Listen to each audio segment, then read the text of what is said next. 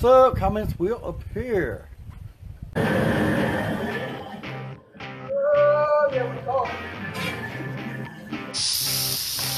Nah. That's the way I like mine. Well, I like the cheese stuck on there. Y'all, we fixing to cook a roux. I'm fixing to show y'all how to cook a roux on a Blackstone griddle. I know this ain't never. Hey, I'm Bruce the Alligatorman, and we're going to have a cook on Facebook Live.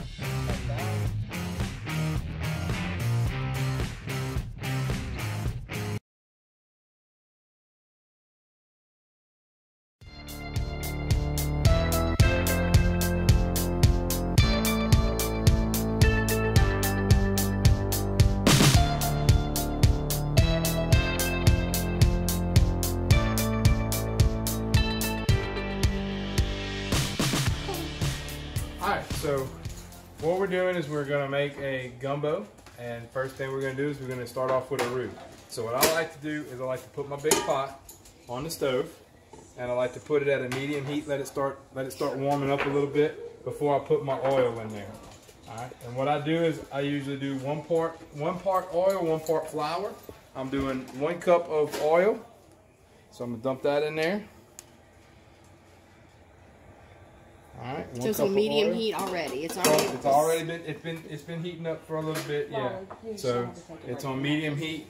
So I do 1 cup, like I said, 1 cup of oil, and then 1 cup of all-purpose flour, and I just sprinkle that in there. Hold on, I'm gonna go on the other side of you. So we don't want to mess his technique up because we got to have a good pot of gumbo today. Yeah. Just put that in there, and now what I do is just stir it around, and this usually takes cooking it on a medium heat. It usually takes about an hour to an hour and a half to cook. So what do you do for that hour and a half while you're stirring?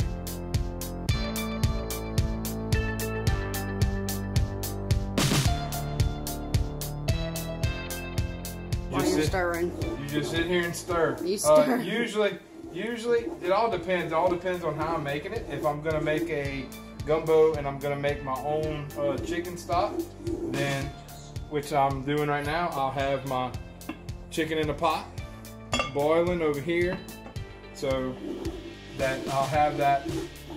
What you got over there? Oh, you got more chicken over there. Yeah, I got more chicken over there. It wouldn't all fit in that pot. So, but what you do is you just keep stirring and keep stirring. We're gonna look at it again. Yeah. See what it looks like. See, it'll be like a creamy texture. You just keep stirring it. What you want is a real good chocolate color. Me, I like a dark roux because I like my gumbo to be kind of dark. But you're going for a dark chocolate. Dark chocolate roux. So y'all, these are honest questions for me because, as you know, I don't do the gumbo. Kris does the gumbo, or Dad does the gumbo. So what's the difference, babe? What's the difference in what? Like what, taste-wise? Like, why do you want a darker roux? Darker roux gives it more of a, I don't know. It gives it a different. Flavorful? Yeah, it's more flavorful. And then, like, if you don't get it dark enough, your gumbo will turn out white, and that's not a gumbo. Okay. See? That's more like a white gravy. There you go. And I will tell you, be careful. I like to make my roux in the same pot that I cook my gumbo in because I don't like, one thing is I don't like to dirty a lot of pots because Miss Lorraine gets mad at me for dirtying all her dishes. But another is I don't like to transfer all my stuff. It just makes it easier when you cook it in the same pot. But what I will tell you is be careful when you're stirring this roux because you are, stirring around hot grease and oil, and if it splashes on you, it will stick to you and it will burn you very bad. I did it last Christmas and it is not very nice.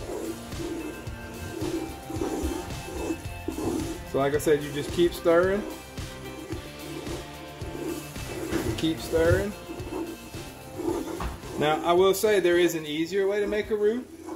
I'm not a fan of it. I have not been able to perfect the technique. My mother has, and it is cooking it in a microwave. I don't know how she does it, but she does it, and her gumbos always turn out great. But I have tried it and have failed miserably, so I revert back to the old way.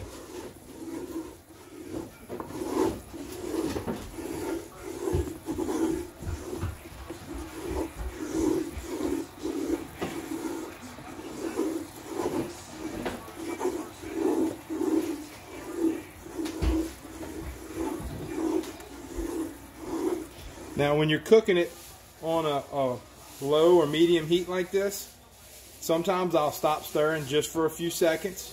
Don't stop very long, because if you do, you'll burn it. But I'll stop for a few seconds, just let it cook a little bit, and then I'll come back and stir again. Now, if you're cooking it, if you're good at cooking a roux, and you can do it on a high heat and you can do it fast, you know, that's good. But if you've never done one before, it's best to start on a low to medium heat and just continue to stir it. And you'll see as it changes, the colors change. And there's a bunch of different ways to make a roux. When I do a gumbo roux, I use oil. If I'm going to make a roux for like a crawfish pie or for a etouffee or something like that, I'll use butter as my fat for the roux instead of oil. It just gives it a creamier taste.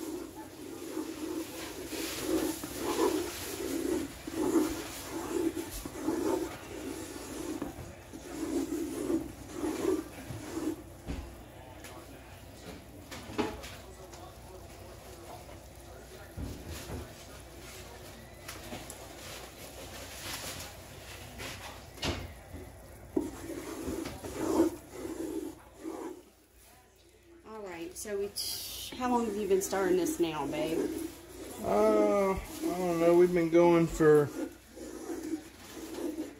probably about 15 minutes or so, I think.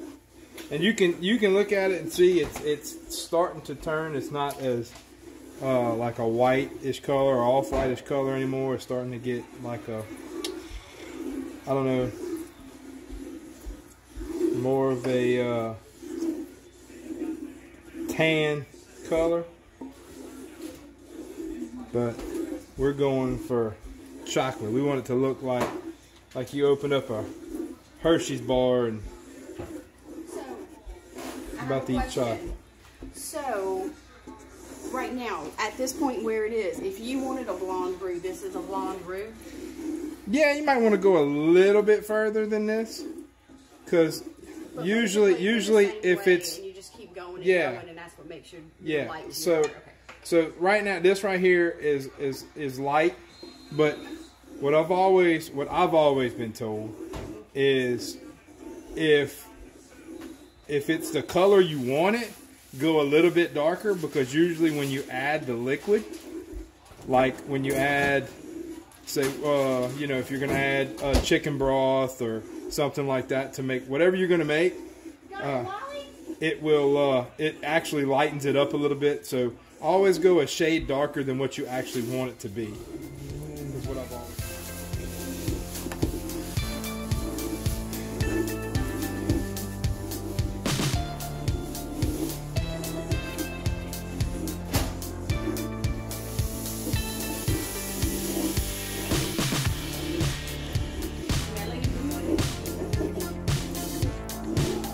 See, now it's a good like caramel color about now. So we gotta keep going. So I'll tell you, for my crawfish pies, when I do crawfish pies, I like to go a little bit darker than this. About one step darker than this for my crawfish pies. Alright, so if you look, now it's a much darker brown, and now it's really starting to smell like a gumbo roux. But we're still a good ways out. So I've been working on it for probably what, 30 minutes now? 20 to 30 minutes so far. I don't know. sorry, I didn't even look at the clock. So we're gonna post this video with the roux. Kris making a roux. You better be careful, boy. I ain't going to the hospital today. And then we're gonna stop. We're gonna do a whole new video. I think we're gonna go live with everybody and actually put the gumbo together. So that's gonna be fun. What's your chicken looking like over here? Boy, I wish I had some smell-o-vision on this thing.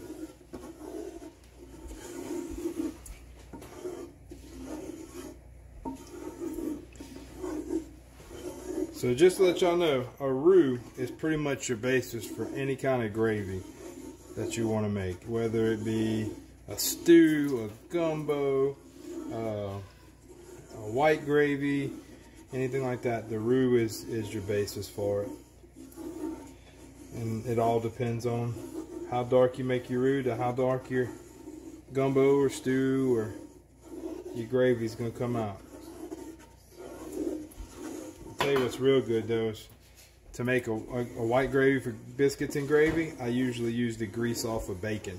So I'll cook my bacon, and then the grease that's left over, I'll throw a little flour in there and let it cook and get tan. And then start putting in my seasoning and a little bit of milk. As y'all can see, it's starting to get really dark now. And that's pretty much it. You just keep going until you get it to consist or the darkness that you want, and then pretty much go from there.